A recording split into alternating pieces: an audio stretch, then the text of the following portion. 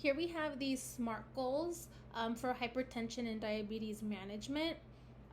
So SMART goals stands for specific, measurable, achievable, relevant, and time bound. So these are our objectives that we have proposed for the health fair. So to start specific, what objectives needs to be accomplished? First, we need our participants to successfully perform a self-blood glucose check.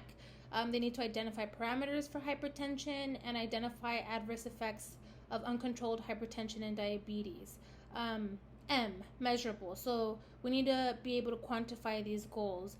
So the three goals here is for the surveys to indicate 90% increase in disease prevention education knowledge, and for the surveys to indicate 80% confidence in self-blood glucose management, as well as have an 80% pass for the blood glucose parameter quiz. So these are our surveys and quizzes will be able to allow us to develop quantitative data for this health fair. And then achievable, the goals have to be realistic. So the surveys and quizzes should be handed out at the beginning of the health fair and returned upon exiting. They need to provide both Spanish and English language surveys and quizzes, as well as provide Spanish and English teaching material and staff.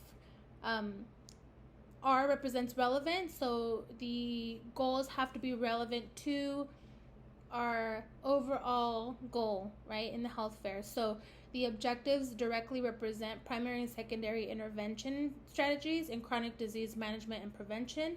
And then the goals need to help educate adults and families to manage their condition free of charge for those high rates of uninsured population in Baldwin Park. Lastly, we have T for time bound. So we need to set a deadline for all of these objectives, right?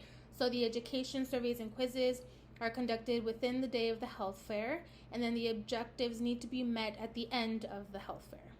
By using SMART goals, we make sure to set realistic, measurable, achievable, time-efficient goals and objectives for the health fair.